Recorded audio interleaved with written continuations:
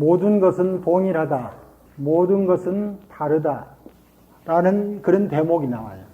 그래가지고 이 모든 것은 동일하다, 방금 질문하듯이 부처와 중생은 동일하다 그렇게 말하면 잘못됐다라고 그렇게 돼 있어요. 그 다음에 모든 것은 다르다, 부처와 중생은 다르다라고 이야기하면 잘못됐다고 돼 있어요. 이렇게 어떤 상황에서는 동일한 것처럼, 어떤 상황에서는 다른 것처럼 그렇게 서로 작용을 해요. 그런데 이것은 부처와 중생만 그런 게 아니고 모든 것들이 모든 일체의 모든 것은 동일한다고 말해서 안 되고 일체의 모든 것은 다르다라고 이야기해도 안 돼요. 그 다음에 일체의 모든 존재는 그 존재가 존재일 수 있는 자기 특성을 갖고 있다라고 말해도 맞지 않고, 즉 부처는 부처로서의 자기 존재성, 중생은 중생으로서의 자기 존재성을 가지고 있다라고 말해도 맞지 않고 부처가 부처로서 자기 존재성을 가지고 있지 않다. 중생이 중생으로서의 자기 존재성을 가지고 있지 않다라고 말해도 맞지 않다고. 그래서 일이유무라고 하는 것은 절사구 이백비라고 해서 이 앞에다가 비를 이제 붙이기 시작합니다. 그러니까 모든 것은 동일하지 않고, 모든 것은 다르지 않고, 모든 것은 그 자체로 존재성을 갖는 것도 아니고, 모든 것은 그 자체로 존재성이 없는 것도 아니다 라는 걸 붙이는 거예요. 그래도 이 상황은 뭡니까? 비일이라고 하는 것을 뜻하는 것은 동일하지 않다 라고 하는 의미체계 속에는 동일과 다름이 들어있는 거죠. 그러니까 앞에다 비를 붙였지만 이 비 내용을 규정하고 있는 것은 다시 일과 이라고 하는 개념을 바탕 삼고 있는 거예요. 그 다음에 여기에서 비유, 비무를 말했지만은 그것도 마찬가지로 비유, 비무라고 하는 바탕 속에는 또다시 유무라고 하는 것에 대한 이야기를 하고 있는 거예요. 그래서 이 위에다가 아무리 비자를 많이 붙여봐더라도 그 근본 설정이 뭡니까? 동일하다라고 인식하고 있거나 다르다라고 인식하고 있거나 있다라고 인식하고 있거나 없다라고 인식하는 데서 출발한다. 그렇게 해가지고 자기 의견하고 맞으면 마음이 좋은 쪽으로 들뜨죠. 자기 의견하고 안 맞으면 싫은 쪽으로 들뜬다. 그러니까 우리 인식체계가 삶을 규정해요. 그렇게 해서 자기 인식체계하고 같아서 들떠도 중생이 되는 거고, 자기 인식적으로 달라서 들떠도 중생이 돼요. 이게 묻는 게 중요한 것은 인식체계의 동의를 구하는 게 아니고 그 속에서 자기 삶이 사념청정으로 흐르도록 됐냐 아니냐. 사념청정을 가져오지 않으면은 설사 그이가 논리적으로 논리 그 자체가 이미 자기 부정성을 띠고 있다고 저는 이야기했죠. 수학이 가장 추상적으로 논리적인데 우리가 말한 공리가 그 자체로 공리를 부정하는 내용이 들어있어요. 들어있기 때문에 이 공리가 수학적으로 진실하다고 증명할 수가 없게 돼 있어요. 그러니까 이와 같은 논리를 아무리 해서 설사 그런 것이 아니라고 하더라도 그 마음 흐름 중에서 이것을 불러오지 않으면은 이 가운데 또는 비를 아무리 많이 붙여가지고 또는 이것이 아주 훌륭한 논리를 구성하더라도 궁극적으로 그것은 중생이 범위를 벗어나지 않는 거예요.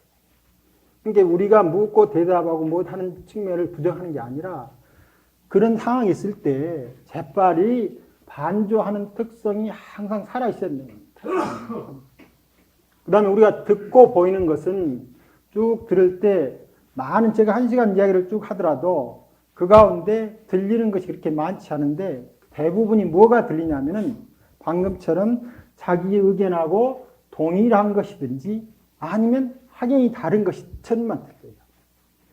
이게 지금 계속 듣고 있지만 그것이 자기 내재적으로 체험되지 않으면은 전에 인식되어진 인식의 흐름 가운데서 바로 그 순간에 튀어나오는 것만 보이게 돼 있어요. 그러니까 전체를 모르는 거예요. 우리 책을 여러분이 한번 보시더라도 책을 쭉 읽고 있으면은 그 가운데서 어떤 부분이 잘 들었냐면은 자기 성품이 탐적으로 강하면 거기하고 맞는 부분이 많이 보여요. 진이 강하면 진이 특별히 그런 부분이 써있는 부분이 많이 보여요. 물론 이 뒤에다가 치를 담고 있겠죠. 그래서 내가 같다 라고 하는 말을 쓰고 있는데 같다라고 내가 규정하고 있는 것이 자기는 정당하다고 생각하고 있는 거예요. 다르다라고 규정하고 있는 것이 자기는 정당하다고 생각하고 있는 거예요. 더구나 그러면서 그걸 통해서 자기한테 안 들어오면 여기서 진심이 일어나는 거예요. 그러면 이것은 아무런 의미가 아닌 거예요. 설사 같은 것이 완벽하니 그 의견이 같다 할지라도 사념청정을 이끌어내지 못하면은 그건 아무런 의미가 없는 거예요. 다른 것이 아무리 똑똑하더라도 그것이 마찬가지로 자기 마음의 평정을 의지하지 못하면은 문제가 되는 거예요. 이와 같이 사념이 뭐냐 하면은 여기서 말하는 법의 평등이에요. 평등. 그런데 묘하게도 이 평등을 말할 때 부처님께서는 뭐라고 불러줬느냐 하면은 무등등이라고 불러줬어요. 반야신계에 보면은 무등등이란 말이죠. 무등등. 이것이 부처님의 다른 이름이에요. 이것도 하나의 부처님 이름이에요. 그러니까 모든 부처는 다 여기서 말하면 이 법은 평등하다라고 해가지고 동일한 것처럼 보이는데 그것이 평등해서 동일한 것처럼 살아나려면은 미안하게도 완벽하니 다른 모습으로 자기를 드러내 보여줘야 돼요. 어떻게? 이 전체 관계 속에서 항상 적절한 중도적인 자기 표현을 해야 돼요. 표현이 돼야 돼요. 그러니까 이 흐름 자체가 무상하기 때문에 그 가운데 어떤 한순간도 동일하게 자기를 유지해 나가버리면 언뜻 보면 평등한 것처럼 보이지만 그건 평등한 게 아니에요. 왜냐하면 전체 삶을 항상 함께 살아가는 것이 아니기 때문에 자기는 잘 사는 것처럼 보여도 그것이 내재적으로 잘 사는 것이 못하는 거예요. 이때 무등등 하나도 같지 않는 거예요. 그런데 이 모든 모임들이 각기 그 다름으로써 자기 삶을 연출하도록 해요.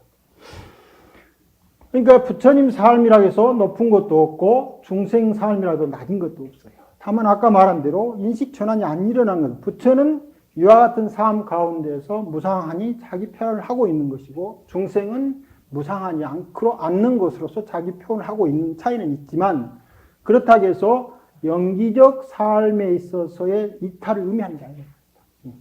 전에 이야기할 때 인과불매화하고 인과불락이죠. 인과불락하면은 인연초소 밖에 자기가 있는 것처럼 돼요.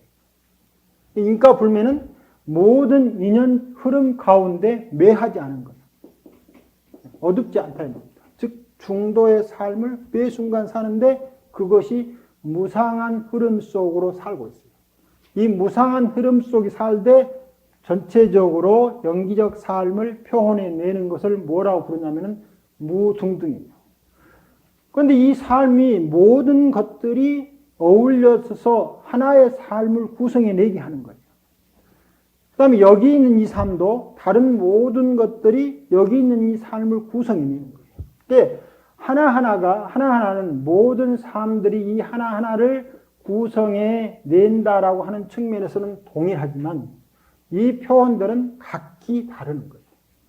그래서 여기서 말하는 평등이라고 하는 것은 평등에서 고하가 없다라고 하는 것은 이와 같은 삶 속에서는 고하가 있을 수가 없어요. 전혀 다름이지만 다름 가운데 이 자체를 삶으로 구성시켜 놓은 것은 여기에 함께 연기하고 있는 모든 것들이 이 모습으로 나타난 거예요. 마찬가지로 여기에 가면은 다른 모든 것들이 이 모습으로 나타나는 거예요. 그래서 이 한 모습 속에 전체를 담고 있고 이 다른 한 모습 속에 또 아울러서 전체를 담고 있기 때문에 모양으로 보면 하나도 같은 것이 없는 거예요. 그럼에도 불구하고 그것은 평등하고 그럼에도 불구하고 고하가 없다. 아까 안욕따라 삼맥삼보리는 부처님에 의해서 만들어진 법이 아닌 거죠. 그렇다면 부처님이 그 법을 만들어서 요즘 같으면 지적 소유권을 가지고 있는 그런 형태가 될 수 있지만 그렇게 할 수가 없다.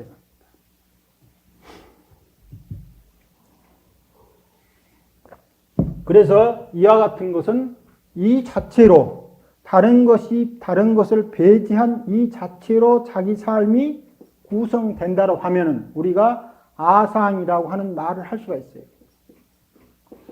이 자체가 다른 것을 배제하고 자체적으로 이걸 자연성이라고 그러는데 의타기성은 무자연성이라고 이렇게 부르거든요. 무자연.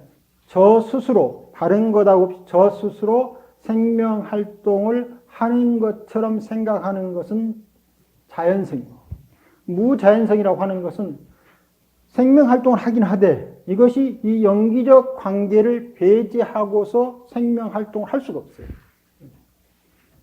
그러니까 내가 아주 자율적으로 살고 있지만 사는 것처럼 보이지만 이와 같은 연기적 관계를 벗어나서는 단 한순간도 우리가 자연적으로 살 수가 없는 거예요. 한 개체는 이 전체 자연이라고 하는 흐름 속에서 한 개체의 다름을 나타내기 때문에 그 개체로서는 무자연성이라고 이름 붙여요. 그런데 우리가 아상이라고 이름 붙일 수 있는 것은 바로 이와 같은 거예요.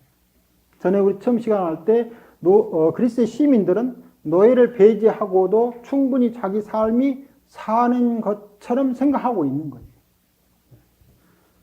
그런데 우리가 자연의 한 가지 조건만 바꿔도 내 삶의 동일한 모습을 유지해 갈 수가 없어요.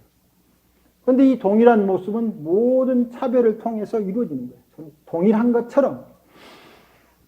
그런데 여기에서 모든 것을 있게 해주는 이 양상은 또한 마찬가지로 동일한 것처럼 흐르되 여기에 가면은 차별상으로 모든 동일함을 나타내는 모든 동일함이 여기서 이 생명을 있게 해주는 한 생명 흐름을 그 생명 흐름대로 해주는 모든 것들은 동일한 양상인 것처럼 보이지만 드러날 때는 모든 것이 차별상으로 나타나요. 그래서 성인은 무위법으로 차별한다고 그래요. 이 관계 속에서 그 생명이 그 생명 모습대로 아주 잘 자라나게 만들어주는 거예요.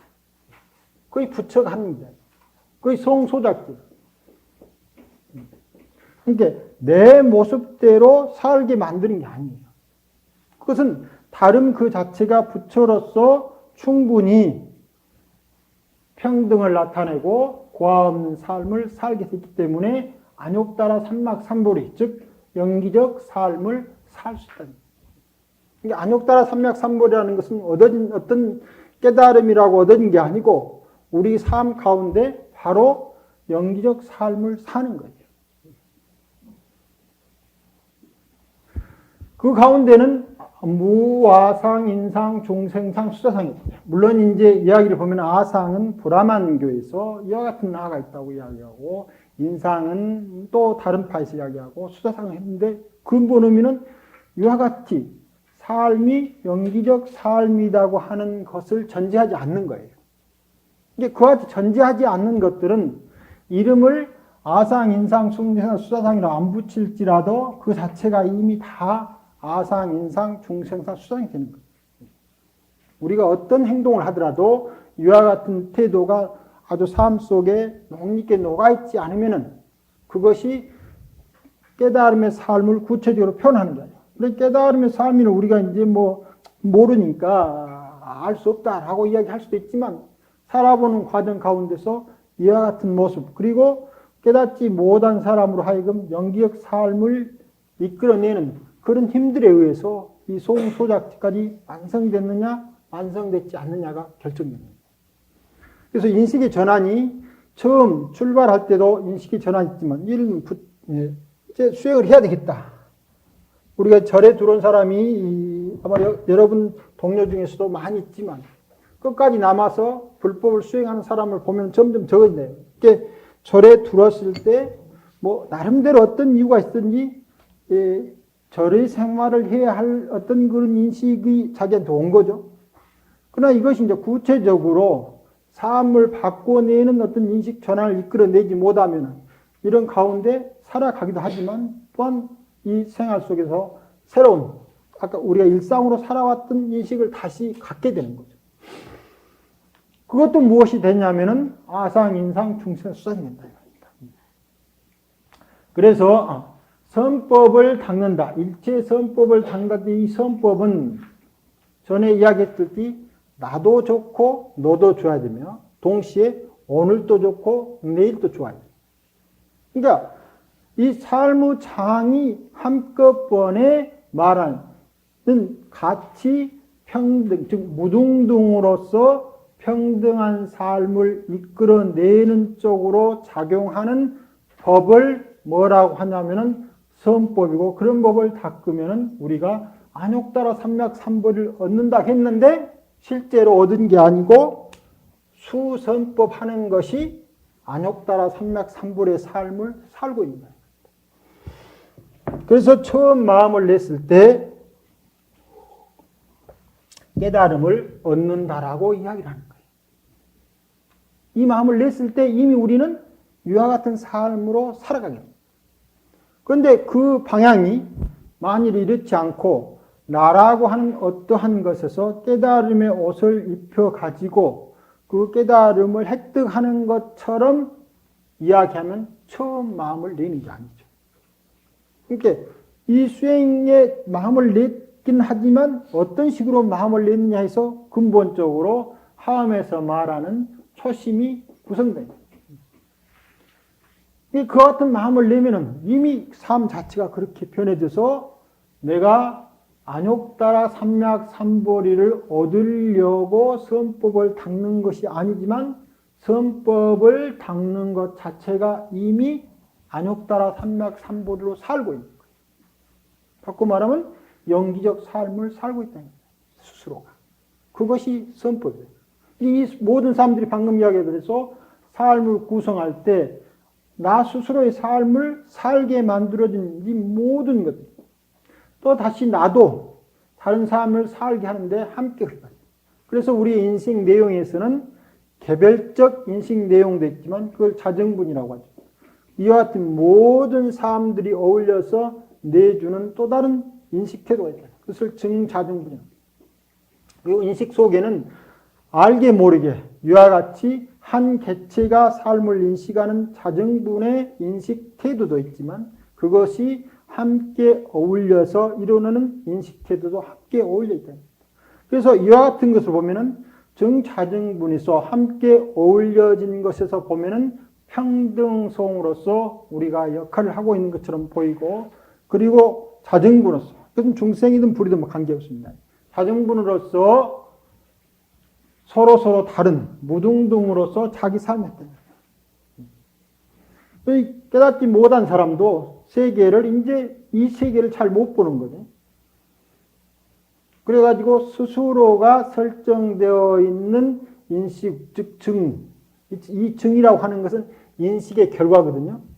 스스로가 그 인식의 결과, 인식을 그렇게 증거하면서 가는 거예요. 나는 세상을 이렇게 본다. 라고 정해진 대로 세상을 본다는 말이 무슨 말이냐면 자정분이란 말이에요. 그런데 여기에서 나만 그렇게 보는 게 아니고 보편적으로 비슷비슷한 세상을 그렇게 보는 거예요. 중생들은 중생의 입장에서 나는 세상을 그렇게 본다라니까 그렇게 보이는 거예요. 그런데 한 사람만 그렇게 보이는 게 아니라 함께가 그렇게 보이는 거죠. 부처가 되면 마찬가지로 부처가 이런 식으로 연기적 식으로 세상을 본다. 그런데 다른 부처들도 아울러서 연기적 세상으로 세상을 함께 본다. 삶을 차별과 무의가 함께 하는 것으로 보느냐, 자중분도 삶을 차별로만 보느냐 하는 데 따라서 평등이라고 하는 말이 달라지는데, 실제로 제법 평등을 완벽하니 경험하는 것이 악연이 아주 뼛속까지 사라지는 거예요. 우리가 이것을 견도라고 그러는데, 전에 수행을 쭉 하다 보면은 아까 그 새끼 초선에 이르면 언어가 정멸하고 무슨 그 희락이 정멸하고 그 다음에 출입신념이 정멸하고 그 다음에 사념청정이 오는 것을 새끼 사선까지 오죠. 사념청정만 돼도 우리가 새끼 사선인데 앞으로 이제 갈 일이 많이 남았죠. 그것도 완성되지 않았다 이 말입니다. 그런데 어느 정도 우리가 수행만 입혀줘도 견도만 이르면 무아라고 하는 특성이 강조되는데, 방금 말은 무아라고 하는 건 다른 것이 아니고 아가 잡히는 게 아니고 내가 세상을 어떻게 보고 이해하고 하는 인식을 가지고 있는 거예요. 자증분을 가지고 있는 것이 아의 표현인 거예요. 그런데 우리는 이 자체를 아직 버리지 못하는 거예요. 그러니까 소유를 버리지 못한 거예요. 소유를. 무엇이 소유하고 있냐면, 소유하고 있으면은 근거적으로 저절로 그 안에 내가 있다라고 하는 것은 따라오게 돼 있어요. 따라와가지고 견도가, 즉 인식의 전환이 발생하지 않는 거예요. 그러다가 이제 어느 순간 쭉 가면은 인식의 전환이 일어서 무아를 체험적으로 증득하는 순간 실제 이제 삶이 바뀌는 거예요, 그 사람은. 이게 논리적 이해를 넘어서 가지고 삶이 체험적으로 바뀌는 것을 뭐라고 하냐면은 무아, 무인, 무중생, 무수자라고 합니다. 그렇게 하면 그 삶 자체가 뭐가 되느냐면은 선법을 닦게 돼요. 다시 선법을 닦으면 스스로가 뭐가 되느냐면은 무아, 무인, 무중생, 무수자가 되는 거예요. 이제 선법을 닦는 것하고 이와 같은 변해가는 것하고 함시 엮어져 있는 거예요. 그래서 여기서 말하는 선법이라고 하는 것은 즉비선법이다. 즉 말하면 선법이라고 하는 것은 여기에 있는 개체적인 자아를 구성해내는 아상을 쌓고 있지 않은 거예요. 그러니까 선법 그 자체가 자기 나름대로 자기 특성을 구성해서 무엇이다라고 규정되면 아에 의해서 소유된 상이 되는 거죠. 소유상이, 선법이 소유상이 되는데, 선법을 잘 담그면은 무엇이 소멸되려 가냐면은 내가 소유하고 있는 소유상이 소멸되어 가는 거예요. 그러니까 선법을 닦으면 닦을수록 소유가 소멸되니까 선법을 닦는 주체가 아울러서 소멸되는 거예요. 점점 무아로 흘러간다는 겁니다. 그러니 선법이라고 하는 것이 무엇인가 모양 지어가지고 우리가 갖고 있다라고 하면은 선법이 있다라고 이야기할 수 있게 되는데, 선법을 닦으면 이와 같이 연기적 삶으로서 자기 표현을 해내고 있기 때문에 그 자체가 자상을 버려간다. 그러니 선법을 제대로 닦으면 그것을 선법이라 할 수 있겠습니다. 이름을 우리가 선법이라고 붙이면 그 자체가 이미 자기 부정을 통해서 어디로 가고 있습니까? 연기적 삶으로 변해가고. 그런데 우리가 많은 공덕을 이뤄가지고 복덕을 쌓을 때도 그 복덕을 쌓는 주체가 살아있으면 복덕이 연기적 삶처럼 무한이라는 것은 사유되는 것이지만 하여튼 그렇게 클 수가 없다. 그러나 점점 해서 아가 소멸되면은 그 공덕은 생각으로 한정될 수 있는 범주 자체가 없어져 버리니까 공덕 자체를 헤아릴 수가 없는 게 되는 거예요. 그러나 아무리 착한 일을 한다 하더라도 착한 일을 하고 있는 자아상이 있다 하면은 많이 하면 공덕은 크겠지만 그 공덕은 제한성을 갖고 있는 거예요. 그래서 그와 같이 많은 제한성을 가지고 있는 사유로 다른 사람들을 위해서 많이 쓰더라도 그것은 한계가 있는 거예요. 더 많이 하고 더 적게 하는 차이는 있지만 그것이 궁극적으로 한계를 벗어나는 데는 작용하지 않는 거예요. 그래서 이제 수보리께서 삼천, 대천 세계에 있는 모든 수미산항이, 수미산항이라고 하는 것은 전에 이제 한번 이야기했죠. 수미산이 보면은 인도에 있는 그 수메르를 모형 삼아서 불교의 우주론을 이야기하고 있지만 보다 더 근원적인 수미산이라고 하는 것은 내적으로 욕계를 구성하고 있는 욕망의 흐름 채널이 변화되는 거예요. 그 욕망의 흐름 채널이 변하고 올 때 바로 꼬리뼈부터 머리까지를 이루는 이 중심 채널에 욕망으로 의해서 집착된 욕치적 기운이 소멸되는 거예요. 꼬리뼈부터 머리까지를 욕치적 기운이 소멸되면은 수미산이 열리는 거예요. 그래서 그 기운이 사지로 퍼지는 거예요. 그것이 남선부주 북구로주 이렇게 한다 이겁니다. 그러니까 여기서 말하는 수미산항이라고 하는 것이 만일에 욕치적 상황으로 이해되는 게 아니고 근원적으로 욕치에 의해서 이루어지고 있는 내용이 소멸되는 것 쪽으로 작용을 하면은 수미산항 그 자체가 뭐가 됩니까? 무화상, 인상, 충세, 수자상을 불러내는 힘이 되는 거예요. 그러나 어느 정도 그와 같은 것을 경험해가지고 이제 나는 그와 같은 것을, 즉 선정의 특별한 것을 소유하고 있는, 선정을 소유하고 있는 거죠. 선정을 소유하는 거예요. 선정이 완벽한 자기 아까 말한 그 사유라고 하는 과정을 통해서 궁극적으로 선정이 무엇이다라는 것을 관을 명확히 하지 못하면 욕계의 경험을 소유하듯이 선정의 경험을 소유하는 것이요. 그래가지고 나는 이와 같은 특별한 선정을 경험했다라고 이야기를 한다. 그러면 어떻게 됐습니까? 특별한 경험이 있기 때문에 그이가 불러올 공덕이 많기는 하지만 다시 제한된 공덕으로 난다. 그러니까 선정을 경험한 상태에서는 욕치가 가지고 있는 제한성을 벗어나서 여기에서 선정이 경험됐는데 이제 욕치의 다리에서 선치라고 하는 것을 가지고 있는 거예요. 그러면 다시 무엇이 비어져야 하느냐면 소유상이 비어지지 않는 거예요. 그럼 이것은 또다시 뭐하고 똑같으냐 하면은 아상과 더불어 똑같다는 겁니다. 그래서 우리가 이제 수미산항이라고 하는 분들이 이제 뭐 보통 일반 중생이 아니고 뭐 대단한 선정 체험을 통해서 욕계천이나 색계천, 무색계천을 사는 중생이라고 하고 또 그분들은 능력이 많으니까 수많은 보배를 가지고서 뭐 끝없이 보시를 하더라도 그것이 제한적인 영역에서 그칠 수밖에 없다 이 말입니다. 왜냐하면 나라고 하는 소유상은 제한적 영역에 의해서 무엇이다라고 하는 자기 동일과 그 밖에 다른 것과 더불어서 다름을 통해서 인식되는 어떠한 세계를 만들어내는 거예요. 그러니까 동일한 것과 다른 것을 통해서 인식되면서 만들어진 것들이 전부 다 소유상입니다.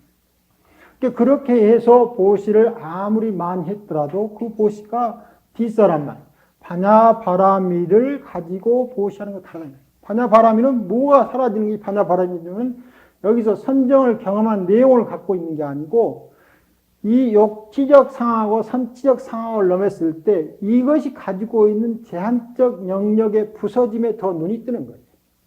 그러니까 어떤 변화의 결과에 눈이 뜨는 게 아니고 변화 그 자체에 눈이 뜨기 시작합니다. 변화 자체. 바냐바라미는 변화에 눈이 떠 있으니까 변화 전과 변화 후가 한눈에 보이는 거예요. 우리는 변화 후를 가지고 있으면 그것을 취하고 있는 거예요. 그런데 바냐는 이 전후가 한 상에 있으면서 전도 자기 존재를 궁극적으로 구성하지 않고 있고 후도 궁극적으로 자기 존재를 구성하지 않고 있다라고 하는 것을 여기에서 깨뜨려 본. 그러니까 전에도 머물리지 않고 후에도 머물리지 않는 상태. 그래서 특별히 얻어진 선정, 체험을 통해서 그것이 복덕이 뛰어난 세계에 살 수는 있지만 이분들이 가지고 있는 변화성에 아주 완벽하니 껴있다. 변화성. 이 변화성에 껴있는 것이 무엇입니까? 반야인데 반야가 완성됐다고 하는 것은 일체처에서 모든 무상으로 껴있는 겁니다. 그러니까 그 자체가 뭐가 되느냐면 무상이 되는 거예요. 일체처에서 무상이 되는 것이 반야가 완성됩니다. 그러니까 전에도 머물지 않고 후에도 머물지 않고 아에도 머물지 않고 인에도 머물지 않고 다만 그것이 전의 관계면 무상으로서 이 전이 무상으로 전과 함께하고 무상으로 후와 함께하고 무상으로 아와 함께하고 무상으로 인과 함께한다. 그러니까 일체처가 변화를 중심으로 어울려진 것을 보는데 이 변화는 어디서 오는 것을 아느냐 하면 마찬가지로 법계가 함께 어울려지는 데서 오는 것을 안다. 그러니까 A에서 B라고 하는 변화만 뿐 아니라 이 변화 그 자체를 구성하고 있는 법계를 만. 그래서 법계성이라고 하는 말자가 법계 그 자체가 무상한 변화를 의미하니까 법계 그 상체는 또한 무상입니다. 그래서 이 무상이 마치 이제 이 변화 속에 타고 있으면은 변화를 완벽하게 타고 있으면 마치 변화하지 않는 것처럼 보이는 거예요. 그래가지고 열반경에서는 무상을 뭐라고 하냐면 상이라고 해요. 상. 무상을 완벽히 타고 있는 거예요. 그래서 어떤 사람이 모든 변화 속에서 변화 흐름과 더불어 무상을 타고서 함께 가는 그런 수행이 이거져 가지고 금강에서 말하는 사구계 등이 그냥 따로 금강에서 말한 사구계가 아닌 게 아니고 변화 속에 들어있으면 거기서 나온 말들은 다 금강경의 사구, 즉 금강 반야 바람일 때 이 반야 바람일이 앞에다 금강을 붙인다고 하는 이유는 이 모든 변화의 무상성에 완벽하니 껴 있어요. 그래서 그것이 금강이에요. 반야 바람이라는 어떤 법이 있었는데 그 법은 다이아몬드처럼 깨지지 않는다는 법이 아니고 완벽한 변화 속에 있는 것은 그 자체로 깨지지 않는 거예요. 그래서 금강 반야경을 사구계라도 이 변화 속에서 그대로 읽어내고 가지고 있고 함께 나누며 다른 사람과 더불어 이야기한다고 하면은 아까 제한적으로 읽혀진 선정을 통해서 읽혀진 내용의 삶을 사는 것과는 다르다. 왜냐하면 이 선정조차도 무엇이 일부냐면은 모든 것과 어울려져서 변화하고 있는 일부라는 거예요. 변화하고 있는. 그래 그 앞에서 말하는 모든 복덕이 이와 같은 데서 볼 때는 아주 작은 것이도 미치지 못한다라고 이야기했습니다. 복이라고 하는 것은 어떤 것이냐 하면은 이렇게 자기 들여다보기를 하고 있으면은 이렇게 마음이 편안해질 때 마음만 편안해지는 게 아니고 몸도 편안해지면서 몸을 구성하고 있는 이 변화가 걸림없이 작용하게 돼요. 그러니까 우리가 흔히 유연성이라고 하는 걸 확보하게 되고 그렇게 됩니다. 생각이 굳어지지 않고 몸도 거기에 따라서 함께 굴러가서 몸과 마음이 평정한 상태에 오는 것이 복이며 그리고 이 평정한 상태에서 이루어진 힘들을 이웃과 나누는 것이 덕이다 이 말입니다. 그러니까 한 개인의 평등성을 확보하면 이거 제7식이 변한다고 그랬죠. 제7식이 변해서 평등성을 확보하면은 이 평등성의 기운들이 이제 완벽해지면 뒤에 송소작지를 이룰 수 있는 부처가 됐어요. 이룰 수 있는 기운인데 그런 기운들이 전부 덕이죠. 그래서 초지에 이르러서 평등성이 확보되면 그만큼 덕이라고 하는 구성물을 유출해내기도 하고 부처가 이래서 완벽한 지혜를 이루면 이제 그 장면이 한량없는 덕으로 바뀌는 거죠. 그러한 것을 복덕이라고 하는데 제한적 의미로 얻어지는 것들은 이 제한성 안에서만 작용을 하는 거예요. 그러니까 그 제한성 밖을 벗어나면은 곤란해지는 거예요. 다름이라고 하는 것을 명확히 보지 못한다 말입니다.